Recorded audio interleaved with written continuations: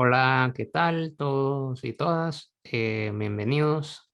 En esta ocasión tenemos pues otro diálogo con otro youtuber también muy conocido y que tiene un muy buen contenido en su canal. Así que les recomiendo que una vez que termine el diálogo también vayan y entren a su canal y vean su contenido. Particularmente a mí me ha gustado mucho el del ¿cómo se llama este? El de la, El esto lo vi voy a de la tener, policial puede ser, ¿no? el del terrorismo estocástico. Bueno, el terrorismo estocástico, además ese Sí, lo tuve que doblar porque estropeé el audio y lo sí, volví a doblar aquí en casa, como, voy a seguir lo sí, que sí, sí, me di cuenta porque a veces había como una diferencia entre, pero se hizo bien el trabajo porque cuando se mueve, digamos, las vocales, la boca, también está el sonido igual diciendo básicamente lo mismo, pero sí se nota así como la diferencia.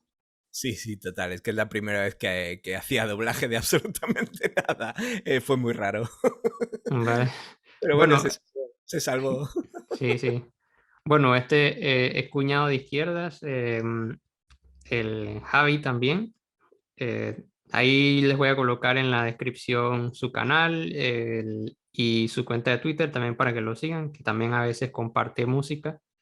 Em, bueno, la que he escuchado algunas. Hay la primera de la más reciente que pusiste, el primer sample, es como muy experimental. Y, pero la cumbia, que esa sí me gustó bastante. Eso, quiero hacer, Está muy buena esa cumbia. quiero hacer un disco de hipercumbia solo. Quiero agarrar el concepto este de la cumbia rebajada de México y rehacerla con elementos, entre comillas, de hyperpop, ¿no? Del rollo de sintetizadores muy Ujú. elaborados. Y luego meterle un poquito de saborcito también de la que tenía, fíjate, me vuelvo atrás en el sabor del que tenía la cumbia peruana de los 70, la psicodélica, que era... Ah, claro, claro. Oh, esa es muy buena. Eso es Hay maravilla. hay un grupo, ahora no me acuerdo cómo se llamaba ese grupo, que ellos tenían una cumbia psicodélica, ahora no recuerdo que eran peruanos. Fue una mezcla, sí, es que eso fue una mezcla muy buena, cumbia y rock psicodélico. Eso es maravilla, eso es maravilla. Quiero recuperar un poco esas texturas, esas ideas y traducirlas a sintes y a lo mejor pues alguna guitarra bajo normal, pero meter esa mezcla, ¿no? De hyper, de rebajada y de psicodélica. Eso tiene que molar mucho. Es lo que tengo ganas de hacer. Y digamos que este tema de la cumbia de ese disco es lo que, digamos, donde se me ocurrió la idea y me suscitó el interés para lo que va a ser el que viene. Que Ah, muy tardará. bueno, Sí, muy sí, bueno. Me gustaría escuchar ese grupo de canciones. sí, bueno, pues paciencia porque no he empezado, pero No, no, ahí poco a poco se avanza. sí, Bueno, en este caso lo vamos a hablar de cumbia, aunque sería interesante en otra ocasión. Em, pero sí vamos a hablar de lo que había mencionado, el terrorismo estocástico y bueno, también la violencia policial y otros temas más. eso es. Entonces, empezamos pues con el tema de la violencia policial, Mm. eh, y el monopolio de la violencia que tiene el Estado. Que eso es algo que, bueno, el anarquismo tradicionalmente ha criticado en todas sus facetas. Incluso ese hermano extraño del anarquismo que es el anarcocapitalismo también, pero bueno, por razones diferentes, también critica ese monopolio de la violencia. Pero bueno, inicialmente me interesa conocer cuál es tu apreciación, digamos, general respecto a la policía como institución. O sea,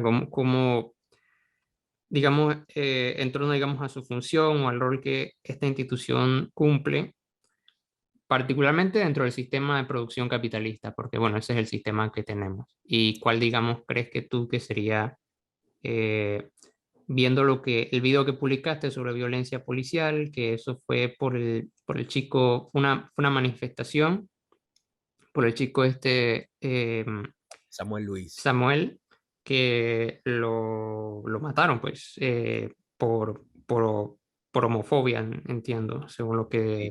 Lo mataron a grito de maricón de mierda directamente.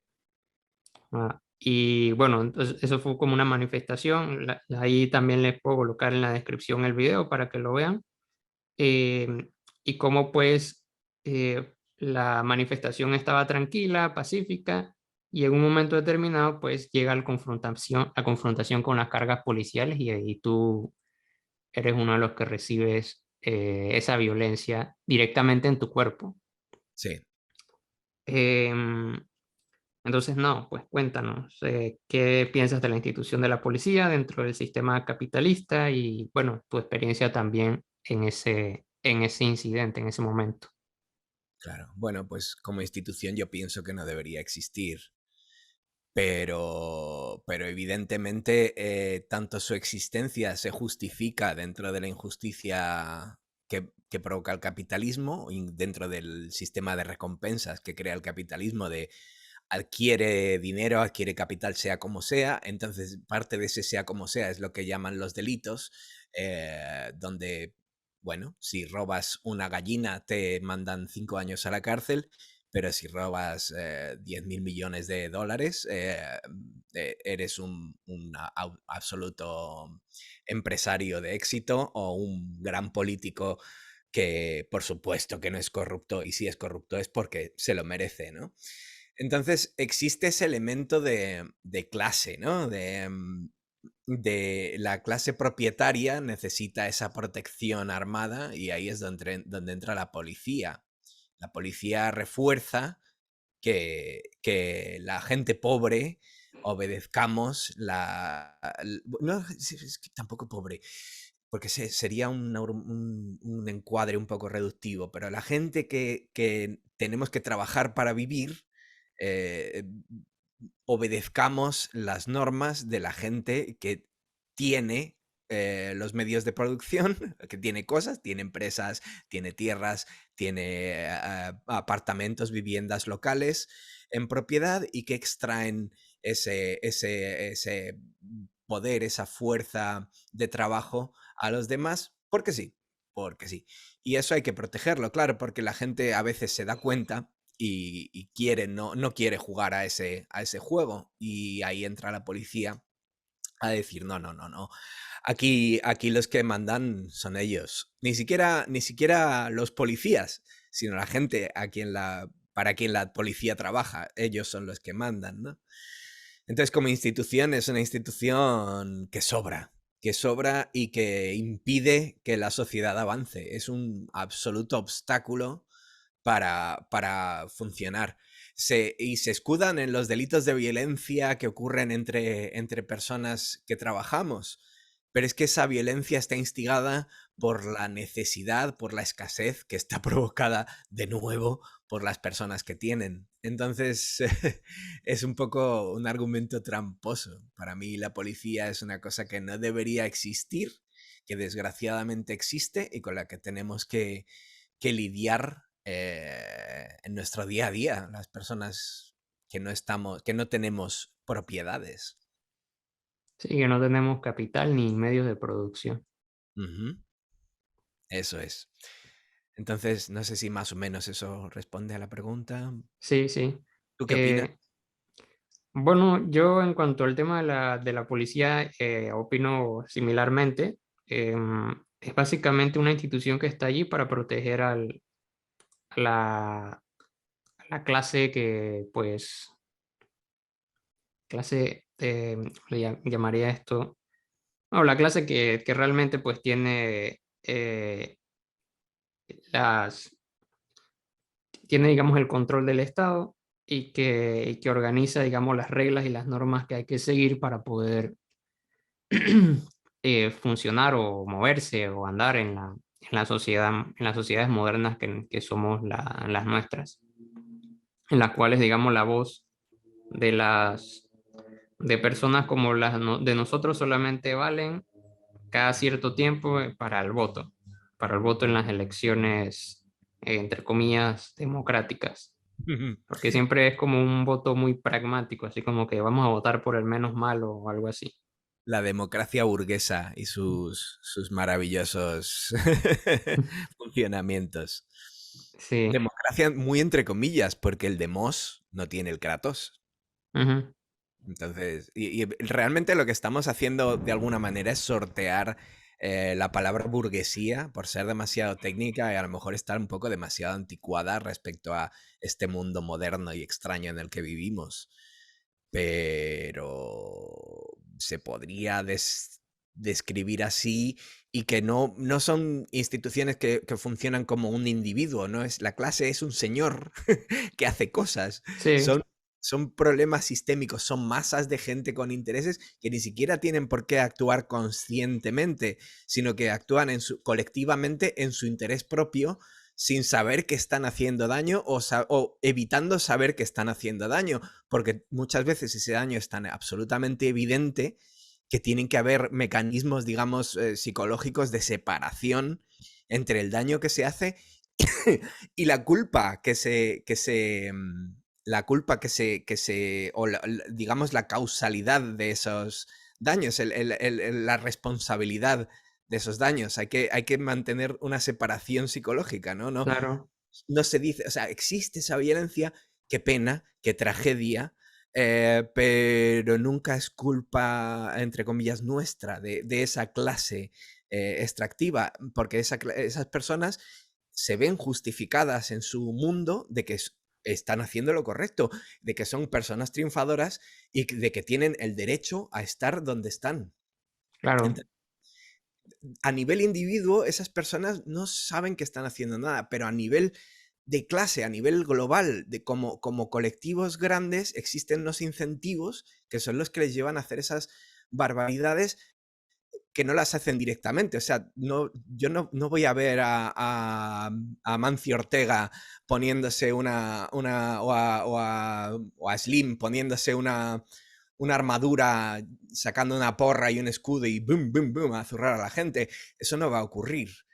Pero hay grados de separación, tienen unos consejos directivos, tienen unos ideólogos, tienen unos partidos políticos, tienen unas instituciones que medios de no, comunicación. por supuesto, que lo justifican todo y tienen unas instituciones, o sea, todo va como en una cadena como cuando, no sé si vosotros jugabais allí al teléfono escacharrado cuando éramos pequeñitos, que hacíamos Cómo es un ese? ruidito y nos decíamos algo al oído, ¿no? Sí, ¿no?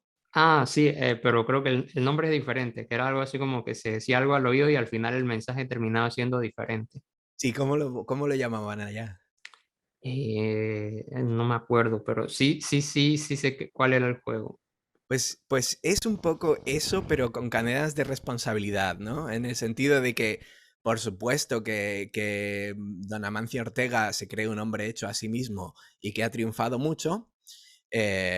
Por supuesto que su junta directiva se creen absolutos profesionales de lo que hacen y que lo que están haciendo está bien.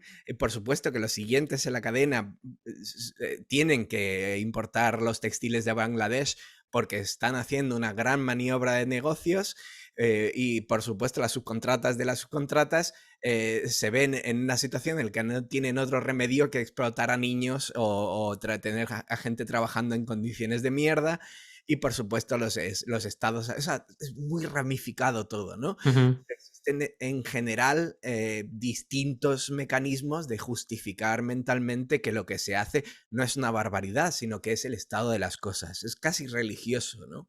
Sí, es como vamos a funcionar de esta manera porque así se ha hecho y se tiene que seguir haciendo de esta manera, pues, Ex- para siempre.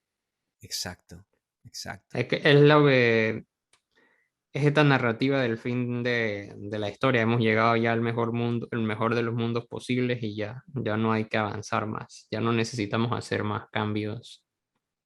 O si hay cambios son como reformas, más o menos. Que casi todos los partidos son reformistas ahorita. Ay, Francis Fukuyama. que se equivocó. Luego lo admitió, pero 20 años más tarde, como, vale, Francis Fukuyama, vete a la cama. Ay, qué triste. Entonces, Sí, la policía es un poco una parte de ese mecanismo más grande y como y el institución, ejército también. por supuesto, y la banca y los gobiernos, el Estado, esa parte, porque siempre se habla de los gobiernos, de la gente a la que eligen, que son como cabecitas visibles, que hacen mucho postureo en las democracias burguesas, pero quienes hacen son otros señores que están debajo, teóricamente debajo, en la cadena de mando, pero que son los que nadie elige y que están ahí haciendo las cosas como tienen que hacerse.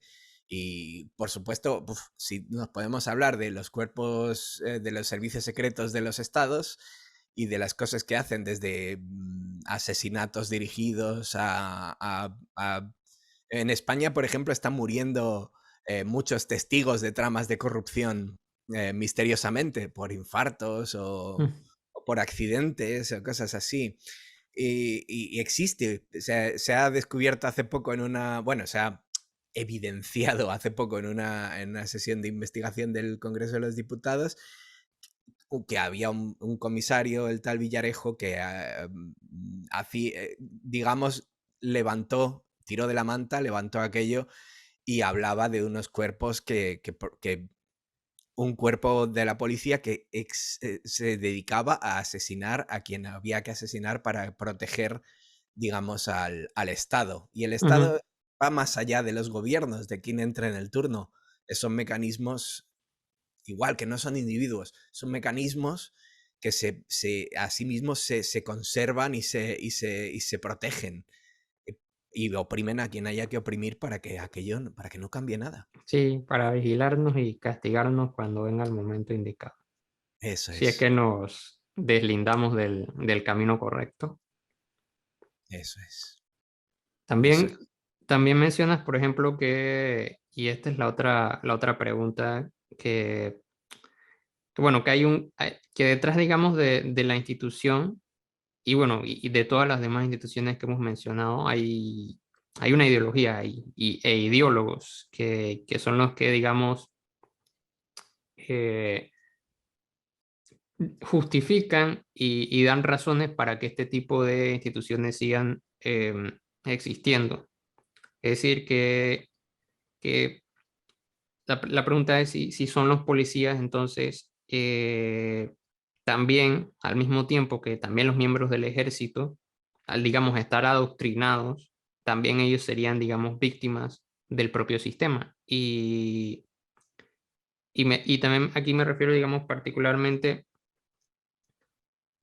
a los que entran en contacto con los ciudadanos, como por ejemplo los que tú te enfrentaste en ese video.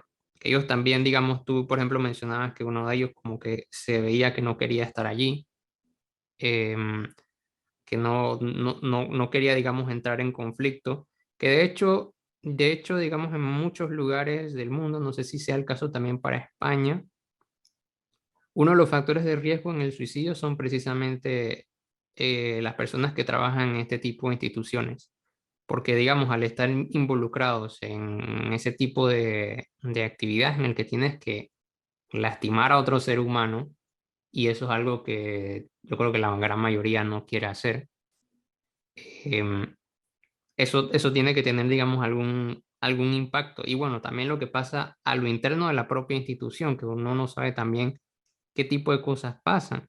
O sea, como que qué pasa con la cabeza, por ejemplo, de estos miembros de la rama del ejército de Estados Unidos, que son los que se encargan de guiar los drones y matar gente, en la mayoría de las veces inocente.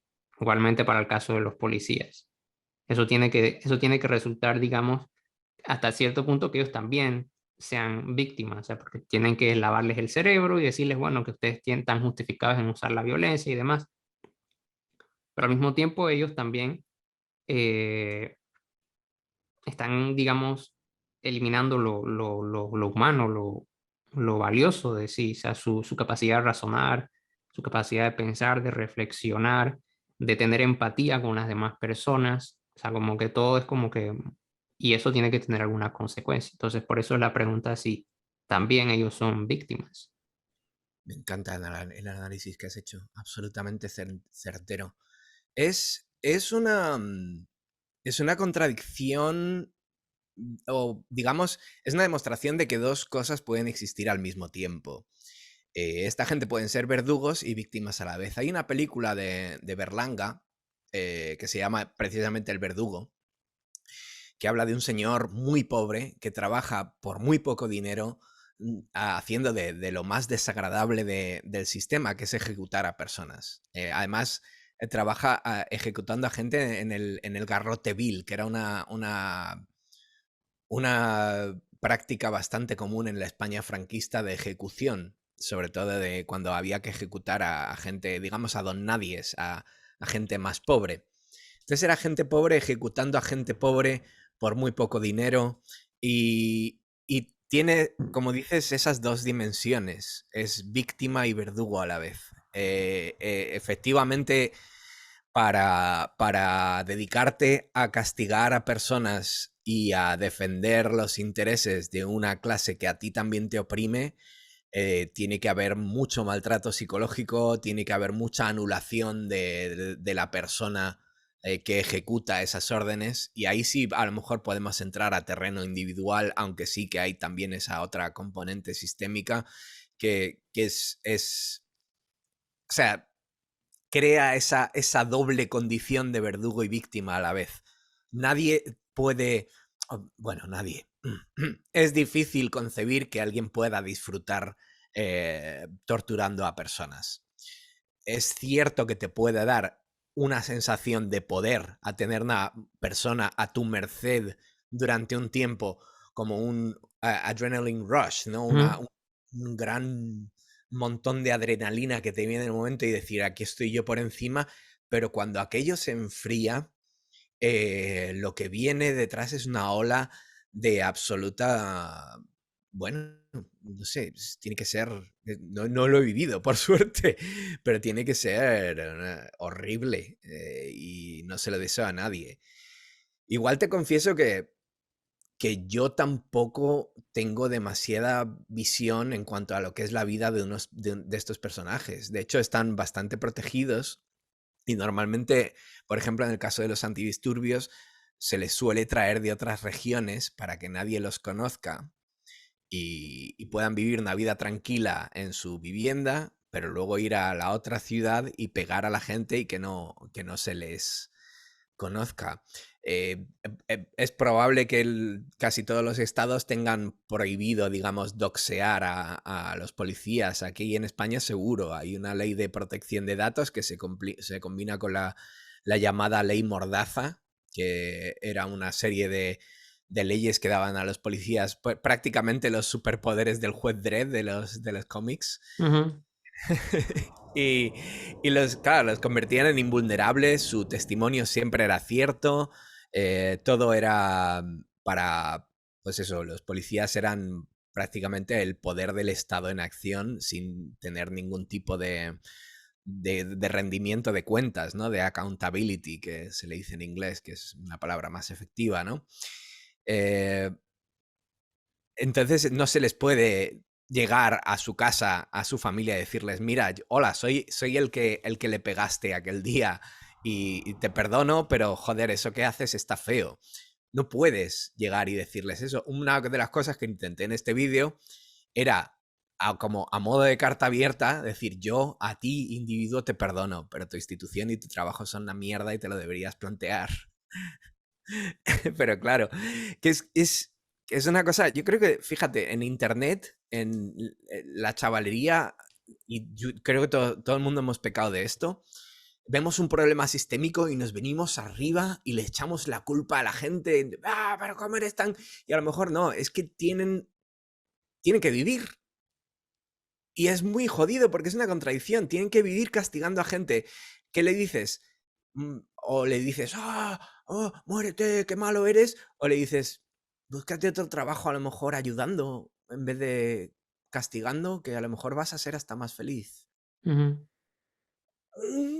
Es muy, muy complicado. Es Bueno, muy aunque también como como mencionas, digamos, el adoctrinamiento muchas veces también, eh, como, y bueno, como el ejemplo que mencionabas, que están pegando en una ciudad y luego tranquilamente están con su familia, relajados en la otra ciudad. Claro. Eso Me- también hasta cierto punto disminuye esa tensión y esa sensación de peligro. yo viví unos años en Cracovia y por visitas familiares y de colegas tuve que ir 2 veces a visitar Auschwitz-Birkenau, el complejo del campo de exterminio de los Ujú. nazis, de los malvados. Y una de las cosas de las que hablaban los guías y que se demostraban en la parte del museo de memoria era cómo había mecanismos de cosificar a las personas a las que castigabas para no llevarte luego culpa a casa, como muchos de esos comandantes y de esos, digamos, sobre todo los mandos, vivían dentro de los mismos campos, en un recinto vallado con sus familias y tenían una vida prácticamente normal cuando terminaban el trabajo. Sí, Era la aplicación, digamos, industrial, la eficiencia industrial aplicada al asesinato, pero a la vez que necesitaba de esos sesgos cognitivos, de esa separación entre lo que es y lo que no es. Y un ingrediente fundamental era cosificar a la otra persona. Es decir, tú no estás haciendo daño a personas, tú estás haciendo tu trabajo con objetos. No sé si hace mucho oí hablar de cómo los japoneses en la Segunda Guerra Mundial, en sus propios campos de exterminio en China, llamaban a sus víctimas, les llamaban troncos.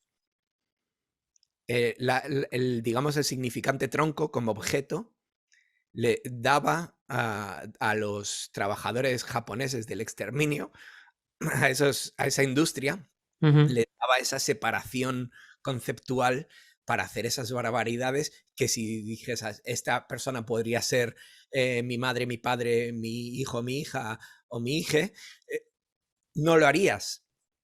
O sea, te morirías por dentro. Pero como existe la separación esa, el salto ese de fe psicológico en la que tu víctima se convierte en objeto y no en persona, ya se puede hacer. Ya da, digamos, alas para seguir adelante. Y es terrorífico, es horrible, pero es una manera de entender cómo muchas de las cosas horrorosas que pasan en este mundo están ocurriendo.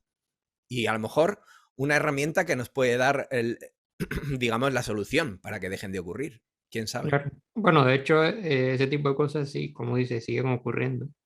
O sea, siempre pensamos, digamos, como que eso fue del pasado, que eso fueron los nazis, los japoneses, pero, por ejemplo, está, por ejemplo, el caso de Yemen, que literalmente Arabia Saudita tiene sitiado Yemen y lo está matando de hambre y a falta de recursos médicos y debe ser un infierno en Yemen ahorita mismo, porque si África, que no tiene ese tipo de, digamos, de problemas, bueno, algunos países sí, pero tiene, digamos, dificultad para obtener vacunas, no me imagino cómo debe ser Yemen con el tema del COVID. O sea, ahí debe ser una mortandad COVID más fuerte. hambruna, más bombardeos, eso tiene que ser horrible.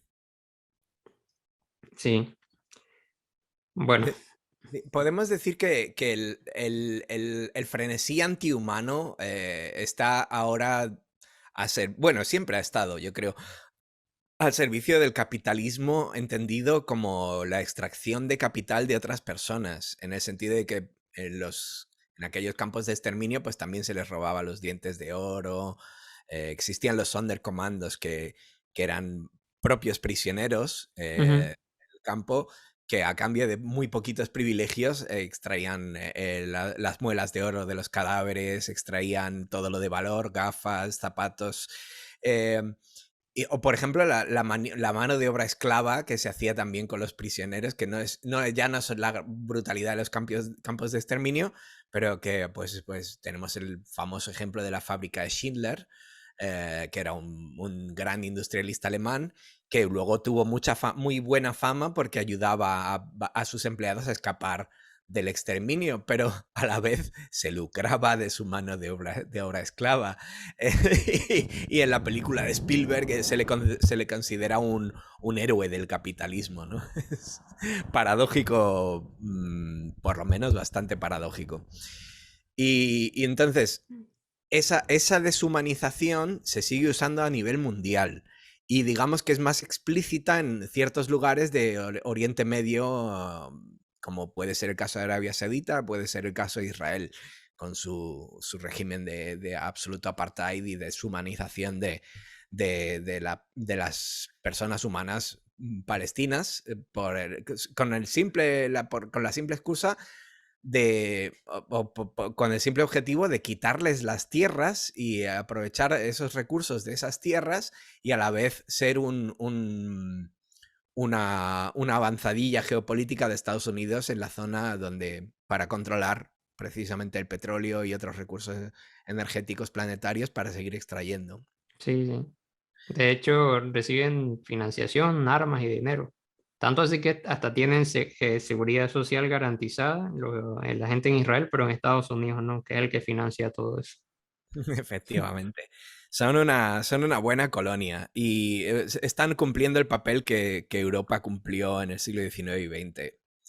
Una colonia que empezaba a garantizar condiciones de vida a sus habitantes a costa de la extracción de riqueza a los habitantes de otros países. ¿Qué pasa? Eso es como barrer bajo la alfombra en los abusos de poder, ¿no? Es decir, como los hago fuera, yo aquí dentro tengo mucha popularidad dentro de mis fronteras.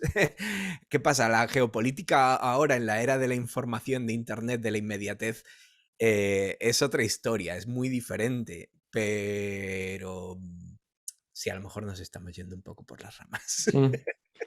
Bueno, ya terminando con el tema de la violencia policial, tú señalabas, por ejemplo, que cuando el pueblo se une y trabaja, digamos, colectivamente, es capaz de revertir, digamos, esos procesos que son característicos de la sociedad capitalista. Sí, pero pensando, por ejemplo, y esto también me trae un poco el diálogo que mantuve con Infusión Ideológica, eh, que si nuestra realidad, digamos, se construye de manera ideológica y que tanto nosotros como los mismos policías son atravesados por estos sesgos ideológicos, ¿no sería que el primer acto revolucionario tendría que ocurrir a lo interno de cada uno de nosotros?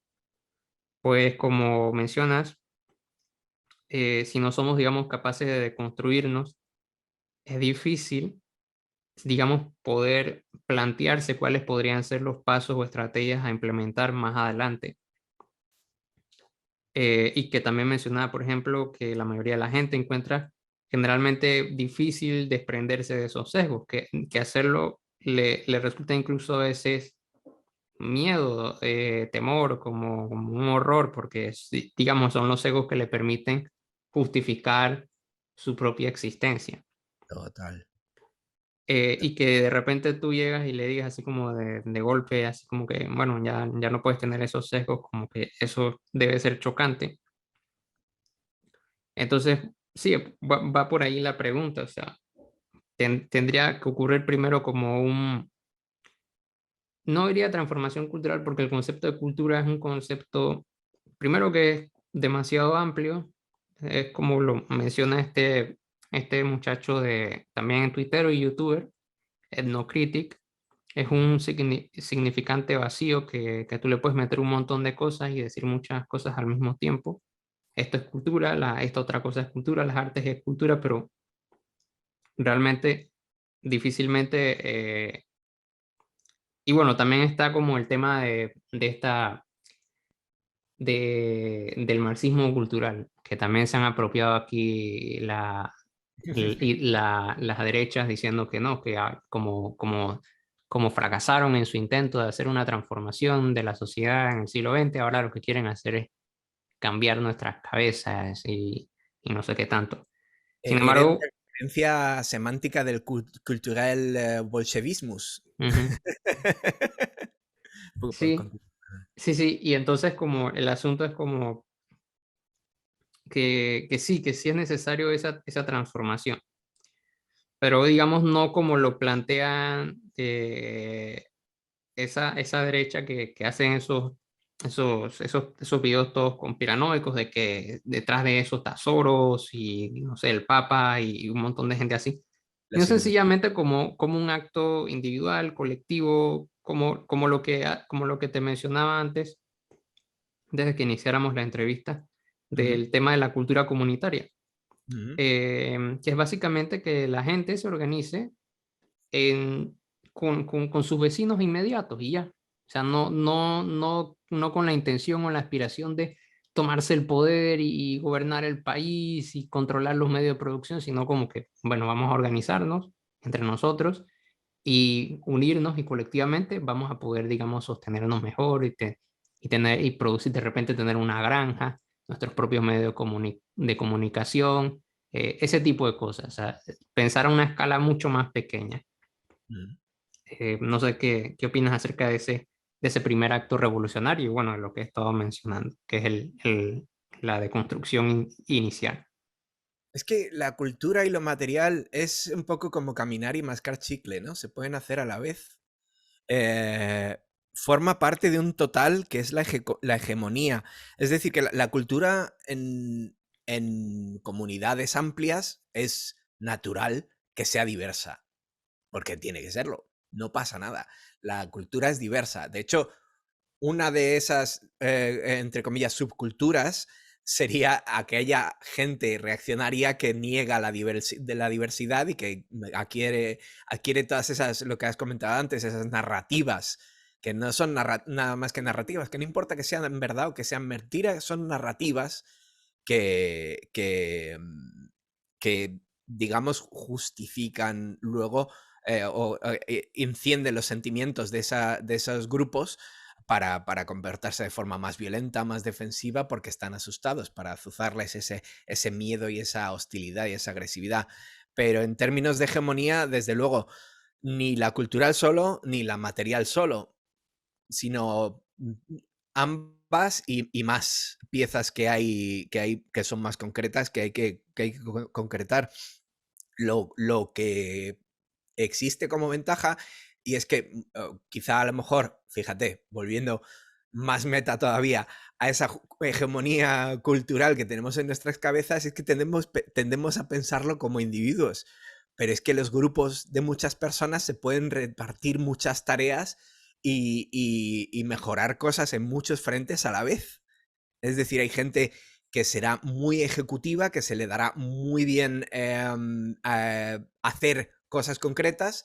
Hay gente que será muy trabajadora, pero que no quiere complicarse con temas ideológicos o filosóficos profundos. Y a la vez habrá gente que será muy reflexiva y que será muy de plantearse todo para intentar inspirar al resto de esas personas en el tema ideológico puro, entre comillas, o filosófico, o de esa hegemonía cultural gramsciana de la que hablábamos. Entonces, como somos colectivos, como somos mucha gente, y lo que tenemos que hacer es, digamos, organizarnos, pues un poco, volver un poco al viejo axioma de cada cual según su capacidad, a cada cual según su necesidad, ¿no? Y, y un poco saber que la revolución es diversa, que no tenemos todas las soluciones y todas las fórmulas perfectas, que nada es mágico, que hay que probar cosas, que es lo que le llamamos la política preformativa, que es vamos probando cosas, vamos deshaciéndonos de ese equipaje que es volvemos a la hegemonía cultural capitalista, en este caso la neoliberal, que es la que nos está tocando en este siglo XXI, finales del siglo XX, eh, es individualista, es competitiva, es, digamos, hostil. Quiere formar muchos individuos asustados o asustades los unos de los otros. Y todo el mundo con miedo al vecino. En vez de decir, vecino, ¿necesitas algo? Tú dímelo. Oye, o decir, oye, vecino, me falta sal. Eso, ¿cuánto hace que no vamos a pedirle sal al vecino? Sí, de hecho, aquí yo vivo en un apartamento con otras personas, pero muy poca comunicación tengo con ellos. Es como Sí. que es muy difícil, así como he estado tan acostumbrado a la idea de vivir mi vida y desconectarme de lo demás, porque es como salgo, me despierto, desayuno, voy al trabajo, termino el trabajo, regreso a la casa, almuerzo, eh, hago algún trabajo que me quedó por fuera y así se repite el mismo ciclo. Y bueno, bañarse y todo lo demás. Es como que siempre estás como dentro de tu propio círculo cerrado, con muy poco contacto humano fuera, digamos, de tu familia. Em, y al final eso también dificulta la posibilidad, digamos, de ver en otra persona, diferente de la de tu familia, digamos, a alguien que puede también, digamos, combatir o trabajar a tu lado en ese proyecto. Aunque yo creo que, digamos, que la ciudad lo hace mucho más difícil, porque de repente en las comunidades, digamos, de la periferia o del campo. Por ejemplo, acá los movimientos más organizados aquí en Panamá son, por ejemplo, las comunidades de los pueblos indígenas, las comunidades de los campesinos, que son pueblos pequeños de productores que se conocen, que interactúan, que están constantemente, digamos, relacionándose unos con otros y se les hace mucho más fácil porque tienen ya esa cultura comunitaria instalada dentro de ellos y se les hace mucho más fácil, digamos, salir a la calle, protestar, cerrar vías, enfrentarse a la policía, pedir, y al final en ciertas ocasiones logran que el Estado diga, bueno, vamos a construirte esta carretera para allá, pues, a tu pueblo para poder darle solución a esa situación que padeces. Pero en las ciudades es complicado, es muy difícil, que todo el mundo anda por su cuenta y no sé cómo sea en España, pero aquí, por ejemplo, la gente al volante es excesivamente violenta, quítate que yo voy y me importa un poco tu seguridad, y así se van, es como mucha violencia, digamos, como eso también tiene que decir algo de la sociedad, porque como que una violencia que solamente se manifiesta al momento del manejo, pero luego estás en la misa, orando y que Dios bendiga a la patria y no sé qué, En un España, en poco España contradictorio. tenemos, en España tenemos esa rima que dice adiós rogando y con el mazo dando. Pero allá sí allá son así violentos al volante, así como más agresivos. Sí, Madrid es un caos, es muy agresivo. Madrid es muy agresivo. De las tres ciudades en las que he vivido establemente, me ha llamado la atención que Madrid es una ciudad en general muy agresiva, tanto en la conducción como en muchas cosas. O sea, la gente está muy enfadada todo el rato, todo se va muy deprisa a todas partes. Cracovia es una ciudad caótica, donde los conductores, por ejemplo, en el caso si vamos del tráfico hacia afuera, están intentando esquivar los baches y hacer lo que buenamente puedan. Y luego ya si eso te ceden el paso, pero ojo, te ceden el paso. Y Oslo es una ciudad donde el conductor ya te ve en la acera y ya está parando antes de llegar al paso de cebra. Es de una educación absoluta en cuanto al tráfico, que luego refleja mucho en el carácter noruego de ser muy amable, sobre todo en la superficie, aunque haya condiciones sistémicas bastante duras, en el caso de la economía desregulada, neoliberal y extractivista que se ejerce desde Noruega con fondos públicos dados por el petróleo que luego funcionan a nivel de nuevo colonialismo, digamos a nivel económico, que permiten que los noruegos tengan un nivel de vida de seguridad social maravilloso a costa de empresas que explotan y destruyen ecosistemas en otros países. Y por supuesto que a la población migrante nos traten como absoluta basura de segunda o tercera categoría, aunque a nivel personal todos los noruegos sean gente estupenda y súper amable y súper magnífica, que no tiene nada que ver, es un problema sistémico. Claro, Pero me gusta mucho cuando has mencionado el tema de las ciudades, porque ahí sí que existe la dialéctica esta de lo material y lo ideológico.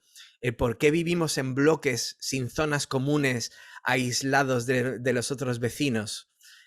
Porque en comunidades rurales existe la plaza y los vecinos pasan más tiempo en la calle y se comunican más y se conocen mejor, con lo ujú, cual forman comunidades mucho más entretejidas, cuando en las ciudades somos individuos metidos en la colmena y lo que has dicho, de casa al trabajo, del trabajo a la compra, de la compra a casa.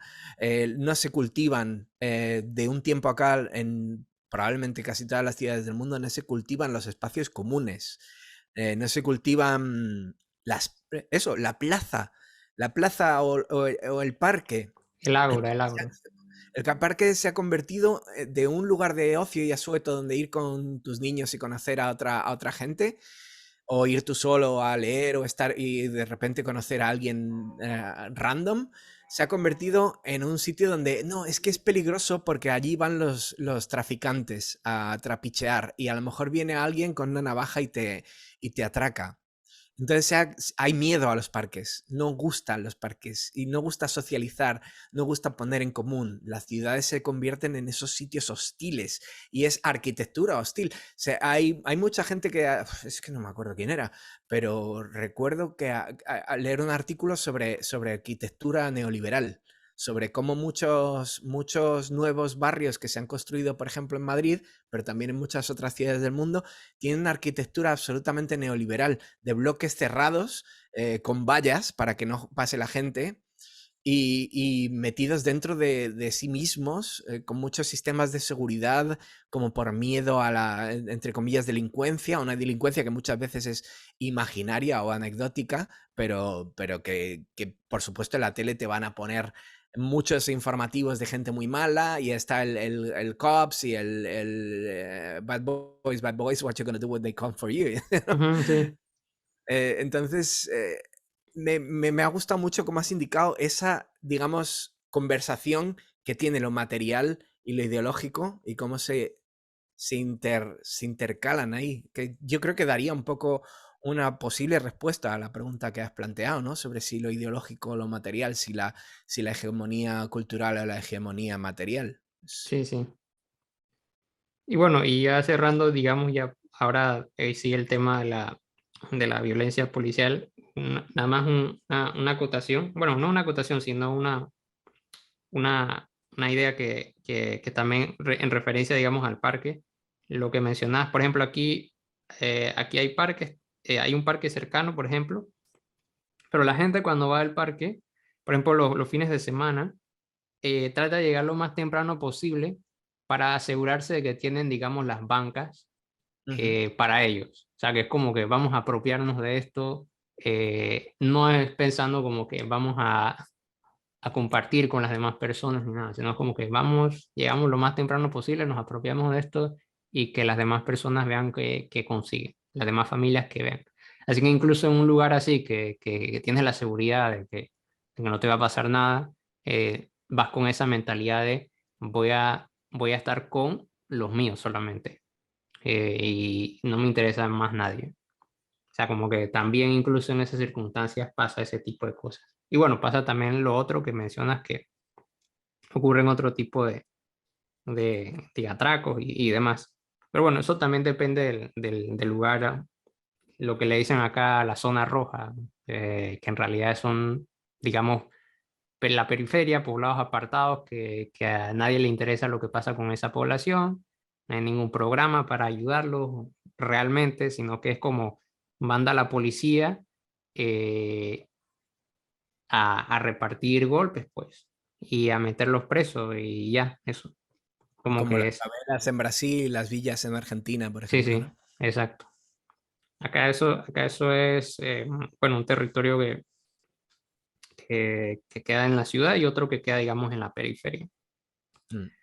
Que uno de esos territorios, por cierto, quedó así devastado por el bombardeo que llevó a cabo Estados Unidos en 1989 para sacar, digamos, con la excusa de sacar al dictador Noriega, que en realidad estaba vinculado, digamos, financiado hasta cierto punto por el propio Estados Unidos. Sí, ya ves, exterminio y obra pública, dos en uno.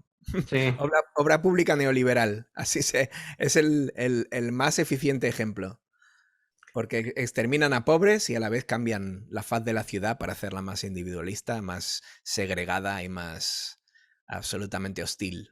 sí, efectivamente. Sí. Qué, Eh, qué sorpresa, ¿verdad? Que el yankee haga esas cosas por el mundo. bueno, lo de siempre, expandiendo su cultura individualista. Por eso, entre comillas, sorpresa. Bueno, Maldito.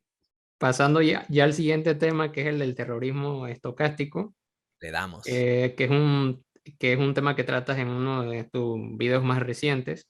Ujú, Bueno, aquí sí te otorgo la palabra para que lo expliques, más que nada porque para mí este es un concepto bastante nuevo, o sea, no lo había escuchado hasta que vi tu video. ujú. Entonces, como si podrías explicar un poco qué es el terrorismo estocástico, cómo se diferencia el terrorismo tradicional y digamos ejemplos de este tipo de terrorismo estocástico.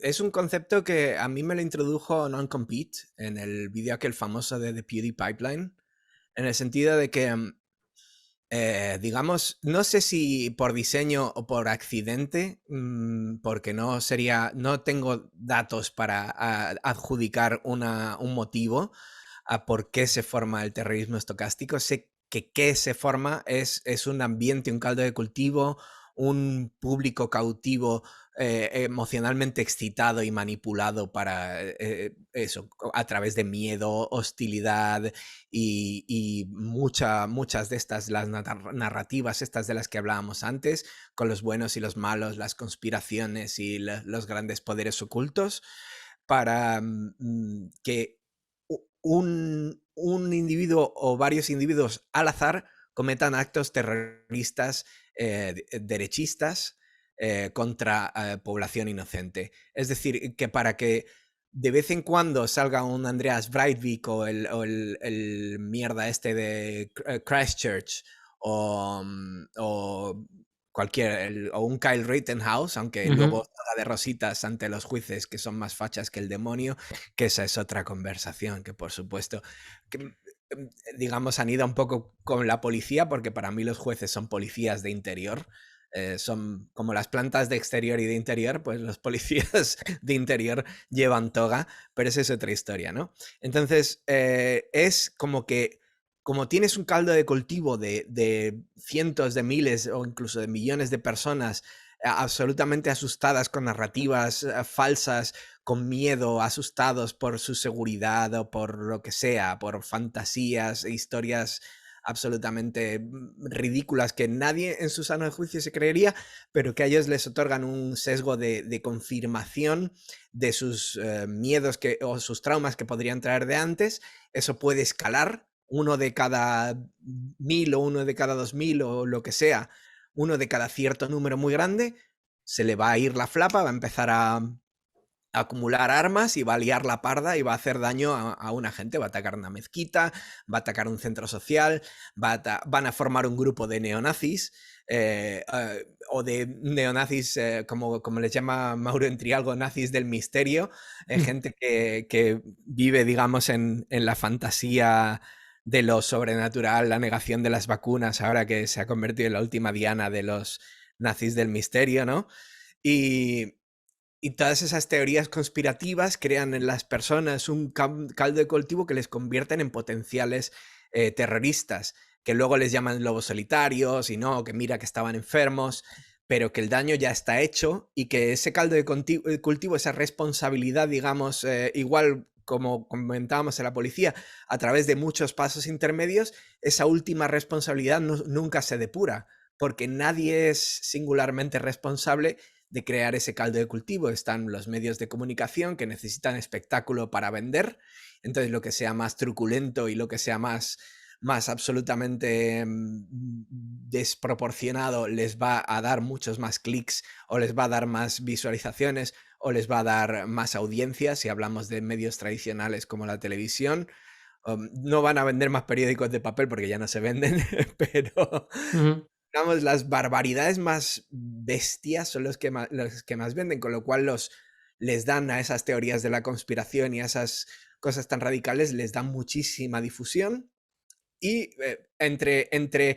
digamos, esa manipulación del miedo y esa, digamos, exacerbación de lo emocional, ese apagar el sentido crítico de la cabeza en las personas, porque las personas también venimos cansadas de jornadas de 8 horas de trabajo, de tener que hacerse cargo de una serie de circunstancias que no, a lo mejor no deberíamos hacernos cargo individualmente, sino colectivamente, con lo cual sería mucho más sencillo, como por ejemplo la crianza de niños o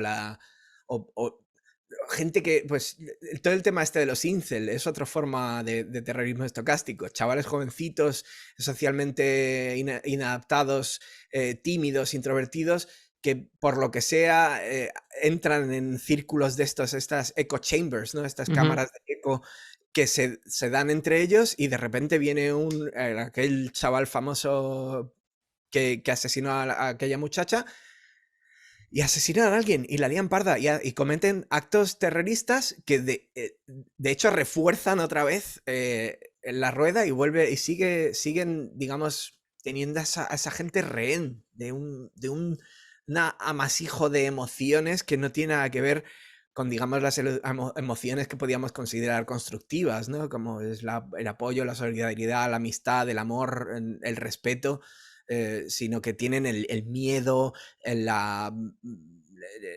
sobre todo el miedo, pero también el odio, la inseguridad de uno mismo. Es decir, yo no soy nadie, soy una mierda, pues me voy a atar voy a comprar goma 2 en la dark web, en la deep web, y me voy a atar un cinturón y me voy a ir a una mezquita y ¡boom! ¿Sabes? Sí. Por ahí va, más o menos. Entonces, digamos, la diferencia sería que el terrorismo, digamos, tradicional Ujú. son organizaciones, digamos, bien consolidadas con una escala así de aquí está el jefe, estos son los soldados y demás, Claro. con su ideología clara.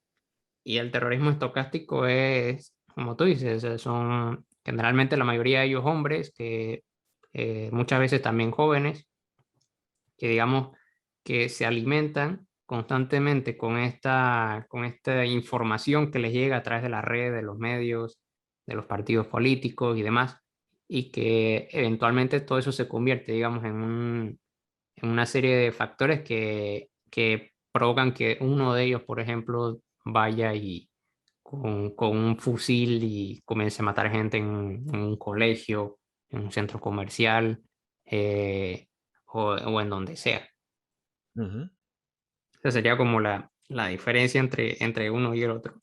Y bueno, Sí, la, la, la, la, lo otro que también mencionas, digamos, la diferencia también que permite que no haya ningún cambio digamos, en torno al terrorismo tradicional respecto al terrorismo estocástico, es porque el primero tú lo puedes perseguir.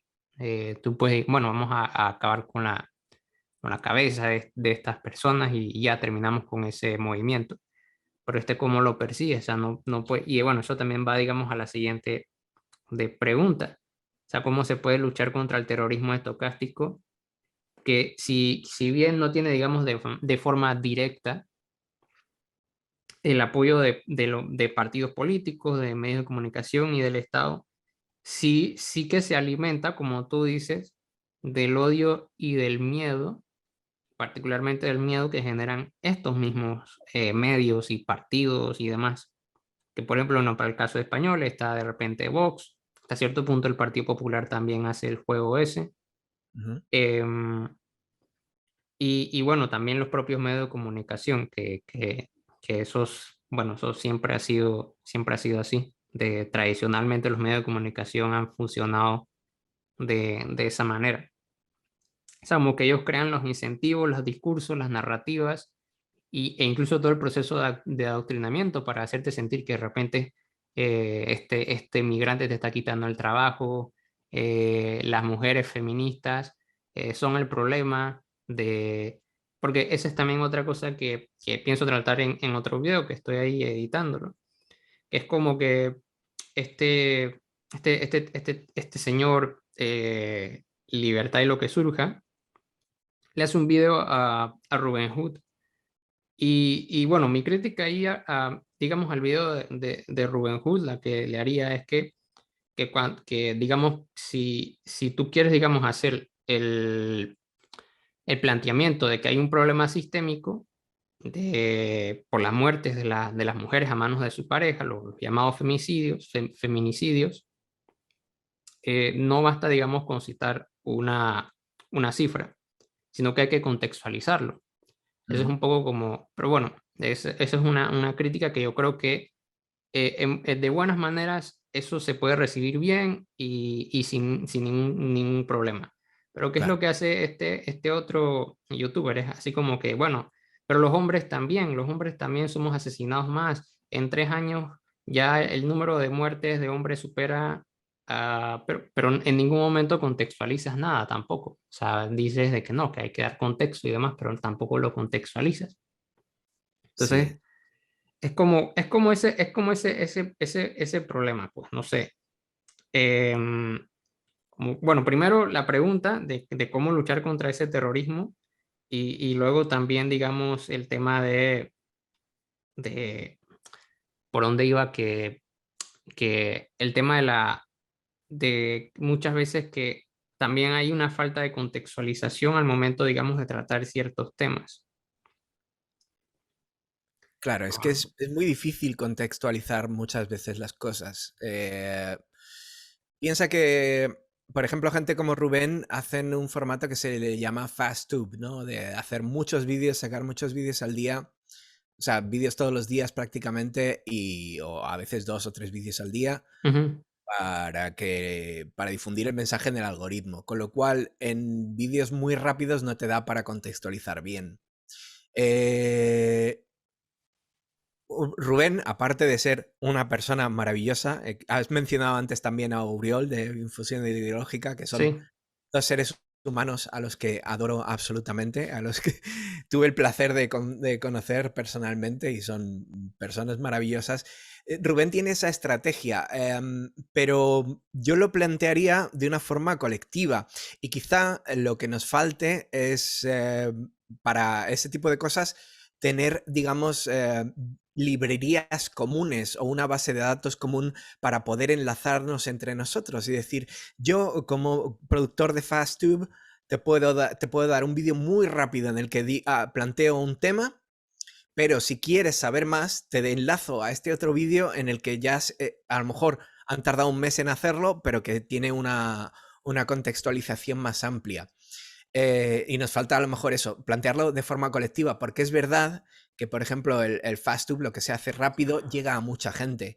Y lo que se hace lento llega a menos gente, pero convence a la gente más porque lo que has dicho está más contextualizado. claro, claro. Volviendo al vínculo el terrorismo estocástico, con la violencia estocástica, efectivamente estos fachatubers no necesitan contexto ninguno, nada más cuentan una historieta, la que se quieran inventar, y su público, por ser sesgo de confirmación, ni se lo plantea, ni quieren investigar, ni quieren...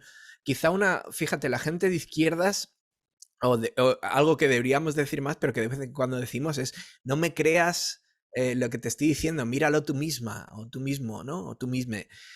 Míralo e investiga. Yo te estoy dando una introducción de mierda porque no da el formato para más. No, Pero claro. si te pones a tirar del hilo, que es como deberíamos ser todas las personas, muy de, voy a tirar del hilo, a ver qué me encuentro en vez de dar las cosas digeridas y quizá es ese... Y volviendo otra vez, estoy como rebobinando de tu pregunta desde el final hasta el principio. Volviendo otra vez al tema de investigación, quizás sea una herramienta, digamos, promocionar ese sentido crítico sea una herramienta para desactivar este terrorismo estocástico, en el sentido de que desactivas esa manipulación emocional, convirtiéndola no en un racional, sino en una forma crítica de entender el mundo, educando y diciendo, pero no educando en plan, esto es lo que hay, obedece, sino estimulando a la gente a decir, ¿cómo mola ser así, tener esta perspectiva? Qué bien, qué bonito, tú también puedes, ¿no? Claro, Eh, Animando, haciendo cosas positivas, igual que digamos, la comunicación que promulga este terrorismo estocástico es muy de disminuir a las personas que lo ven en bolitas de miedo e inseguridad, que básicamente la mayoría de violencia, si reduces mucho a lo psicológico, serían miedos e inseguridades, pues si digamos, le desactivas ese miedo e inseguridad y dices, tú vales un montón, me cachis la mar. Y hay maneras mejores de vivir. Y con sentido crítico se entiende mejor el mundo. Y entonces haces que esa gente poco a poco, de dos en dos, de tres en tres, de 100 en 100, dejen de ver el mundo sin sentido crítico y empiecen a preguntarse cosas y empiecen a apasionarse por investigar y lo divertido que es tirar de un hilo y decir, ¡ay va, aquí hay más información! Ahí va, que esto es contradictorio! sí, sí. Y a lo mejor compartir, digamos, ese entusiasmo por tener sentido crítico, por pensar, por expresarnos, por darnos cariño. Hace poco hice con Chiniquil un video sobre el valor crítico o revolucionario del amor, de darnos absoluto cariño, es decir, porque muchas veces la gente, la izquierda, los movimientos de izquierda parecemos enfadados todo el rato. Y es que es normal, es que es para estar enfadado, que no digo que, pues vamos, hay muchísimo material para decir qué hartites estamos del mundo, qué hartura, qué hartazgo, qué horror. Pero a la vez decir, joder, pero es que queriéndonos entre nosotros, diciendo, joder, te quiero un montón, porque sí, o demostrándolo, que es mucho mejor, de decirlo está muy bien, pero demostrándolo todavía mejor, decir, mira, pues es que somos personas afines, nos queremos un montón, discutimos sobre muchas cosas muy apasionadamente, pero luego nos damos un abrazo y nos tomamos unas cañas o yo qué Sí, sé, o no cañas, fíjate, yo no tomo alcohol, me gusta tener lo que le llaman el straight edge, la ventaja de no ir pedo, para, digamos, porque bueno, anécdota, hubo un colega, no sé si conoces al director Fernando León de Aranoa. no, no estoy familiarizado con él. Bueno, en una de esas salidas me dijo que cuando todavía bebía, hace muchísimos años, eh, me dijo que yo estaba más sobrio cuando había bebido que cuando estaba sobrio. Entonces dije, mira, yo soy como Belix, yo me caí ya en la marmita, no voy a tomar más. Pero nos sentamos en un banco en un parque antes de que llegue la gente a quedarse con todos los bancos buenos, o en el césped o en el suelo, o nos damos una vuelta, charlamos y nos damos un abrazo y nos damos cariño, o nos decimos desde remoto, nos damos palabras de apoyo y decir, joder, qué bien lo haces, qué válido eres y cómo molas y cómo molamos juntos. Y ese cariño revolucionario es muy bueno a la hora de... Pero yo qué sé, lo mismo hay más herramientas. O sea que seguro que hay gente muchísimo más lista que puede dar soluciones incluso mejores a esto. Entonces, Sí, hay para que trabajar con desmontar... todo, ¿no? Claro, claro, claro. Uy, una cosa que no me gusta un poco de comunicar como desde la izquierda es que a veces parezca que estamos sentando cátedra, ¿no? Y a lo mejor yo siempre empiezo mis vídeos con no tenéis ni idea y yo tampoco, para Sí, sí, decir, aquí estamos probando cosas y lo que funcione funciona y lo que no funcione no pasa nada, se prueba otra cosa distinta.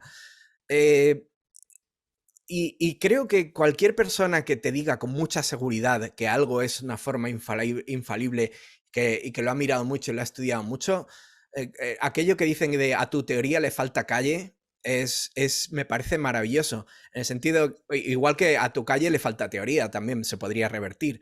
Pero es decir, vamos probando cosas. Lo que funcione, funciona. Funcionará en unos sitios mejor, en otros peor, en cada situación. Y si no funciona, nos vamos inventando cosas nuevas o vamos escuchando a otra gente que ideas nos sobran, si es que somos un montón. Claro, Entonces, es que ninguna teoría es infalible. total, no existe. Entonces, cualquiera que te venga muy seguro diciendo, no, yo tengo la teoría infalible, cuidado.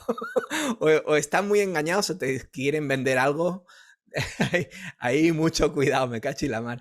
Hacemos lo que podemos. Sí, de eso de hecho pasa, por ejemplo, con la izquierda y con la derecha. O sea, liberales que te dicen que no, que nuestra teoría es infalible, o de repente algunos de estos marxistas, así muy convencidos de que la teoría de Marx es infalible y que bueno, que de hecho eso es incluso también un poco contradictorio porque Marx, por un ejemplo que siempre se utiliza es el del manifiesto comunista. En el Mm, manifiesto comunista hay una serie de acciones que, digamos, el proletariado puede tomar una vez se hace con los medios de producción. Pero ¿qué pasa? Luego que Marx ve lo que sucede con la Comuna de París, él hace, digamos, él y Engels, pero creo que al final lo terminó colocando Engels, hacen una acotación, un prólogo, me parece, del manifiesto comunista en donde dicen, hacen unas observaciones de que no, en base, digamos, a la experiencia de la Comuna de París y demás, no lo dicen así, pero ya, digamos, esa postura que se había hecho en el manifiesto de que estas son las medidas que se tienen que tomar, tienen que tomarse con cautela, que hemos visto que lo que hizo la comuna, porque es que ellos se dieron cuenta, en el documento que él escribe sobre la comuna, él se da cuenta que no es necesario, digamos, eh, eh, actuar de la manera que él había teorizado previamente, porque la comuna fue, digamos, un ejemplo de esa sociedad ideal que él llegó a idealizar en ese momento. claro, Eh, claro. y bueno, así con muchas otras cosas. Pero bueno, lo que quería decir era que Marx no era una persona así como de, esto es así, se dijo así y siempre va a ser así. De hecho, también, por ejemplo, hay un autor boliviano que él fue vicepresidente me parece que él fue el vicepresidente de Evo durante un tiempo, y él mencionaba que Marx había escrito unos textos sobre, digamos, era sobre las comunidades, ahora no recuerdo exactamente cómo era el asunto, pero era como él había añadido un elemento nuevo, él está intentando añadir un elemento nuevo a su teoría que iba a cambiar significativamente si lo hubiera logrado añadir la experiencia de las sociedades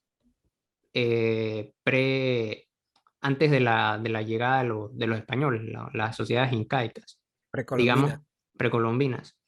Eh, Porque, digamos, esa idea de que todo es como una lucha de clases, digamos, eurocentrista, que es como que primero los esclavos y los aristócratas, luego ¿cómo se llama esto otro? Los siervos y los señores feudales, y luego los capitalistas el proletariado. Eso es como Europa, pues, eso es el caso de Europa, pero digamos viendo también lo que de repente si Marx hubiese tenido más tiempo, de repente ve lo que pasa en otras sociedades y ve otro tipo de dialéctica completamente diferente, y bueno, que de ahí nacen otras corrientes del pensamiento directamente vinculadas al marxismo. Pero, pero el punto es como que no, no cerrarte, digamos, en que tu teoría es perfecta tal y como la tienes planteada, sino que la feminista, la teoría feminista, que eso también hay, digamos, planteamientos cerrados, por ejemplo, la famosa TERFs, que, que esta es mi teoría, eh, y tú no eres mujer porque, bueno, porque eso es lo que plantea, a pesar de que de todo este tema, eso no lo manejo muy bien yo, pero a pesar de que el género es performativo y no tiene nada que ver con el sexo biológico, que, que te pones, digamos, a cuestionar, digamos, qué es mujer o qué es hombre cuando el espectro de mujer y de hombre en la sociedad, eso siempre ha cambiado, se ha modificado y esa idea eh, de establecida de que la mujer está, o lo femenino, no la mujer, sino lo femenino, está sencillamente circunscrito al útero, es como, eso no tiene sentido, porque, bueno, eso e incluso antes en el siglo XVIII, por ejemplo, estaba la figura de Friedrich Schlegel, del romanticismo temprano alemán, y él mencionaba, por ejemplo, cosas en un trabajo que se llama Lucinde, que es como una novela romántica de que, digamos, los hombres también tenemos, digamos, ciertas, que para su tiempo era revolucionario, que Hegel y Kierkegaard se sobresaltaron un poco con esas afirmaciones que él colocaba allí, pero que digamos que las cualidades femeninas y masculinas existían también en cada uno de nosotros, independientemente, digamos, del sexo con el que habíamos sido asignados. Claro. Que no, o sea, y también esa otra cosa, también para el hombre, que eso es algo que también hablaría en el otro video, que el espectro masculino no es el macho alfa que, como este Abascal montando a caballo con la música del Señor de los Anillos y el hombre rudo, fuerte, que no llora, que es ese tipo de cosas absurdas, que eso no es solamente, ese puede ser un tipo de hombre, pero no es el único tipo de masculinidad o expresión masculina. Claro. Sí. Bueno, me fui un poco ahí con otros temas, pero Es total, pero es total. Por un lado, que hay menos dialéctico que el dogmatismo, ¿no? Y luego de aquel manifiesto comunista, yo me acuerdo de haber leído una versión de Penguin Books que compré de segunda mano en una librería en Austin que se llama Monkey Ranch Books, maravillosa, la alternativa y maravillosa, a la que quizá algún día me gustaría volver, pero ahora no tengo ni un duro para viajar ni siquiera a Cuenca, no me voy ahora a Austin, pero esta tenía como 4 o 5 distintos prólogos como el del que hablaste. El que hablaste de coautorizado por Marx y Engels sobre el ujú. tema de la comuna, pero como otros 4 prólogos más hechos por Engels a colación de varias traducciones al inglés que se hicieron a lo largo de los años. Y todos tenían siempre un caveat. Bueno, es que a lo mejor esto, bueno, es que a lo mejor lo otro. Sí, sí, claro, efectivamente, sí. Pero ¿qué hay más coherente que hacer tantas anotaciones a un trabajo? Es decir, la realidad está viva y cosas pasan y se corrige y no pasa nada. Es lo más científico del mundo. Es decir, que nada está fijo, sino que las cosas cambian, se descubren cosas nuevas y a lo mejor hay que modificar las premisas. Bien, si tampoco queremos vivir de otra manera. Vivir de otra manera sería vivir estancado y nada más esperar a la muerte, ¿no? Por supuesto que va a cambiar todo. Entonces, sí, bueno, y lo de las terces ya de traca, eso es absolutamente un argumento reduccionario disfrazado de, entre comillas, feminismo. Si el feminismo es liberador y quizá yo que soy un horrible pequeño aprendiz de feminista que no tengo autoridad ninguna en hacerlo, pero mi impresión es que el feminismo es una ideología liberadora precisamente para acabar con las desigualdades de forma interseccional desde la perspectiva del género, abriéndola a todo el tema de clase, raza, capacidades, Ujú. etcétera, etcétera. Eh, el argumento TERF es de todo menos feminista, más bien es reaccionario, es decir, aprovecha. De hecho, ni es ni un argumento, es más una manipulación emocional y volveríamos un poco al tema del terrorismo estocástico. Aprovecha la opresión que tienen las mujeres respecto al patriarcado y ese enfado, esa emoción, para en vez de tirar hacia las instituciones del patriarcado, tiren a un colectivo oprimido de otras personas que lo tienen peor todavía que las mujeres cis. Entonces, es absurdo, es absurdo y a la vez obsceno y malicioso, y creo que nace de esa interpretación estética y vacía del feminismo que tiene en la ideología liberal. De ese significado vacío, digamos, de esa falta de profundidad en las causas y quedarse en la superficie que es tan típico del liberalismo moderno, ¿no? Sí, es como vota, en 2016 vota por Hillary Clinton porque es mujer, no Claro. porque tenga políticas que beneficien a la sociedad y particularmente a las mujeres, porque bueno, la Fundación Clinton no es especialmente bendita, que está involucrada, digamos, en Haití y Haití, pues las mujeres la tienen muchísimo más complicada. O sea, es una cosa muy Más difícil. conductoras de dron mujeres.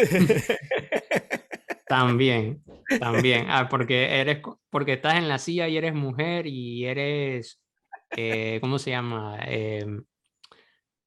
Sí, es que e incluso también, porque es que el hecho de ser una persona, digamos, trans, no binaria o mujer, no te garantiza a ti que tú no puedas ser una persona horrible. O sea, la famosa esta Caitlyn Jenner Ujú. eh, es una mujer trans.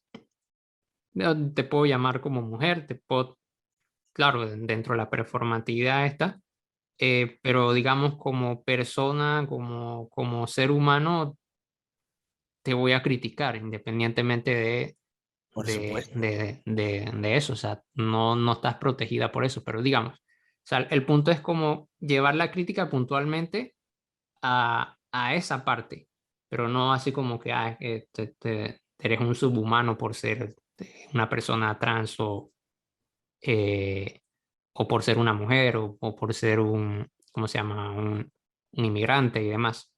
Sí, en muchas partes de la política española esto se enmarca como con dos, creo, dos conceptos bastante útiles.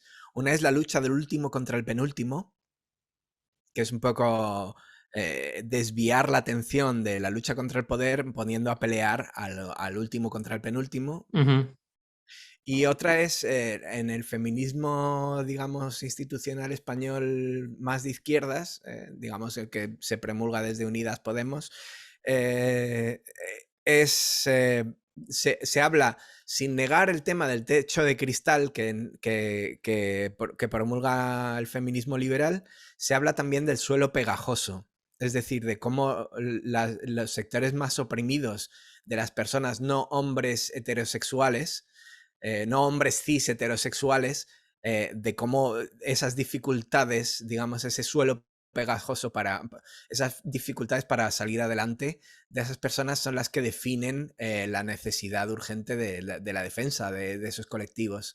Es muy curioso, a lo mejor menos radical de lo que estoy acostumbrado, pero muy útil, creo, ujú, en ese sentido, sobre todo para impugnar el tema TERF, ¿no? Y demás, esos falsos feminismos que son absoluto neoliberalismo cooptando o captando la- el, el- digamos, el gran poder social que tiene el feminismo ahora mismo como movimiento. Por lo menos en España tiene un poder transformador y social bastante fuerte. claro, sí. Bueno, para el caso de España, porque bueno, acá todavía no han conseguido, digamos, despegar de esa manera. Acá y bueno, en otros países del continente americano. Bueno, en México está el movimiento contra el feminicidio, ¿no? Y en Argentina creo también hay un movimiento feminista bastante potente. Sí, Que están las excepciones, claro. sí, sí, pero es verdad que sí. Centroamérica, por lo menos Centroamérica, sí es como complicado. A ver, por ejemplo, está el caso, creo que es El Salvador, que tiene unas normas así, todas, no sé qué nombre ponerle allí, qué categoría o concepto ponerle, pero, por ejemplo, si el aborto es cárcel, y por ejemplo, hay un caso de una muchacha que ella no fue que quiso abortar, sino que sencillamente tuvo un accidente Ujú. y por ese accidente pues quedó en la cárcel, Como en que Polonia. la obligó a abortar, pues, el accidente la obligó a abortar, porque si no, pues ella perdía la vida. Mm. Qué Ella horror, o el qué horror. Qué absurdo, qué despropósito. Y claro, no hubo movilizaciones gigantes sociales a raíz de eso, ¿no? que yo sepa, no, no. Ahí. Así nos luce el pelo. Pero bueno, cada cual a su paso y cada cual en su... Y a lo mejor el gran movimiento social viene por otro vector. Igual que en Estados Unidos el feminismo no tiene tanto poder transformador como el antirracismo, por ejemplo, ¿no? Y el antirracismo y el movimiento Black Lives Matter no tienen nada que ver con la organización, sino el movimiento. Digamos que la población afrodescendiente está teniendo digamos, un eje político transformador de los más potentes que hay en esa tierra, ¿no? Mm, cada territorio podrá tener circunstancias, lo que volvíamos a hablar antes, que Ujú. cada territorio tiene circunstancias distintas y tiene cosas transformadoras. En países eso, tipo España, pues el feminismo tiene una gran capacidad de impugnar al capitalismo por cómo han venido las cosas dadas. Sí, Pero bueno, acá el movimiento más fuerte, más organizado son los campesinos, bien, por ejemplo, en Panamá. bien, bien. Pues arriba esa gente campesina, me cacho en la mar. Qué bien. Que haya Sí, muchísimo amor ahí para eso, ¿no? Cacho en la mar. sí, Pues por oye, ejemplo, en 2019 ellos le hicieron frente al gobierno y cerraron calles y carreteras y todo. te veo mudándote al campo. Yo sí, yo creo que sí me mudo al campo. Dale un añito o dos, que no, ahorras un poco. Me va a tomar un poco más de tiempo porque ahí estoy tratando de ver si entro en un trabajo, digamos, en el campo público Bien, y bien, luego pido el traslado. bien. Sí, hay que desurbanizarnos. Nos hará sobrevivir mejor al colapso, estar más cerca de la tierra de donde crece la comida, por lo menos que no nos falte la comida. Bueno, sí. Bueno, Panamá tiene un problema ahí con el tema de la tierra, que solamente como el 30 y tanto por ciento es cultivable, porque el resto tiene mucha acidez. Eso Mm, pasó, por ejemplo, cuando los españoles llegaron aquí inicialmente, ellos no podían sembrar nada de lo que traían, o tenían muchas dificultades para hacerlo, ujú, precisamente por la acidez de la tierra de Panamá. Luego se fueron moviendo, digamos, hacia el territorio de lo que es la provincia, se llama Coclé, ujú, y ahí los terrenos son más fértiles y ahí se comenzó ya a crear, digamos, los primeros latifundios y todo esto. ujú. Ah, ese es un problema también muy gordo, los latifundismos. En cuanto a lo campesino, existe una posible inspiración, no voy a decir ejemplo porque ejemplo es exagerado, pero una inspiración muy buena en la revolución que hubo en los años 30 alrededor de la CNT acá en España, que a lo mejor les puede dar alguna herramienta para también, aunque es cierto que les cae mucho más cerca el ejemplo de Chiapas, sin duda, Sí, pero pero yo que bueno, pero sí una, sí he escuchado del tema. De hecho, creo que el no era, ¿quién sí, era? Orwell estuvo en Era una... Orwell. Mm. Orwell fue el que escribió un texto creo que era Barcelona, y los movimientos anarquistas allí Tiene un que, libro que es homenaje a Cataluña, ajá, que es un libro bien bonito de leer y bien divertido. Bueno, me lo leí traducido, por desgracia, algún día me gustaría agarrarlo en la versión original, a ver qué tal, porque Orwell con el lenguaje a lo mejor es un poco denso, pero te lo pasas pipa leyéndole. Eh, Hay, si no, una película que fusila prácticamente el tema, el libro este de Orwell, que se llama Tierra y Libertad. Este fue a través de una pequeña milicia, pequeño partido que era el Partido Obrero de Unificación Marxista. Pero hay mucha literatura respecto a Durruti, respecto a Cipriano Mera o los movimientos campesinos. En general, la revolución campesina es fascinante porque los propios campesinos, al venir la situación de guerra, los latifundios se deshicieron y los campesinos trabajaron bajo el eslogan de la tierra para quien la trabaja. Entonces se organizaron en asambleas y en comunas y tomaban sus propias decisiones y se decía que de la noche a la mañana, de ser absolutamente pobres, se convirtieron en las personas más ricas que pudieran haber imaginado, porque la tierra estaba en sus manos y podían subsistir con una facilidad absoluta y con una familiaridad y con una, o sea, su nivel de calidad de vida, ya no digo riqueza como acumulamiento de riqueza, sino su calidad de vida se convirtió de la noche a la mañana de lo peor a lo mejor. Interesante, sí. Y ahí puede haber herramientas que puedan complementar a lo que tenemos mucho que aprender de ese movimiento campesino que ahora mismo, ahora me muero ya por investigar. ¡Qué maravilla! ¡Qué maravilla! Sí, sí. Digo, el movimiento campesino en América Latina generalmente ha sido muy fuerte. ¡Qué maravilla! Lo sin tierra bueno, el Chiapas y Así, todos estos movimientos. ¡qué maravilla! Y ¡Qué mar- experiencias, por ejemplo, en Guatemala de gente que agarra, que ex guerrilleros y campesinos compran una tierra Ujú. y se sitúan allí y trabajan colectivamente y demás. Eso es una cosa que sueño yo con hacer, pero yo no tengo los recursos. Comprar un pueblito de estos abandonados es lo que se le llama la Iberia vaciada en cualquier. Ujú.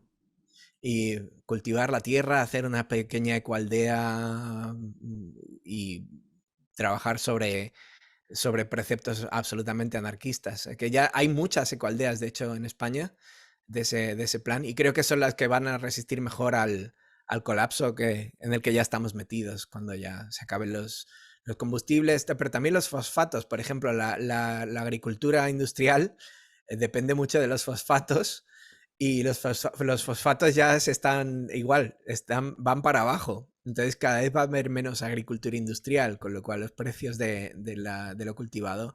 En las ciudades se pueden hacer ahí, de hecho creo que es un proyecto preformativo bastante útil, los pequeños huertos urbanos, que a lo mejor no te alimentan completamente, pero hacen que socialices con gente de tu vecindario, hacen que te organices de una forma horizontal y aprendas un poco lo que es eso, la política preformativa, ¿no?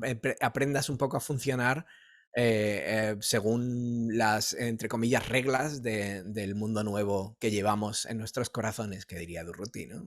Sí, sí. Bueno, creo que eso sería todo por ahora. Qué bien. Muchas gracias, Xavi, por aceptar participar en este diálogo. Pues yo sí, te Eh, voy a agradecer yo a ti, me cachis la mar, qué maravilla, qué bien, qué gusto. no, no, un gusto igual también. Sí, sí, Ay, porque así se hace. está. Sí, ojalá que también en el futuro puedan haber más trabajos colaborativos y con gente así también como tú, bueno, como Chiniquil y demás. Bueno, que son los que ya he estado en contacto y demás. Tú y yo cuando quieras, tío, que esto es instant friendship absoluta. Vale.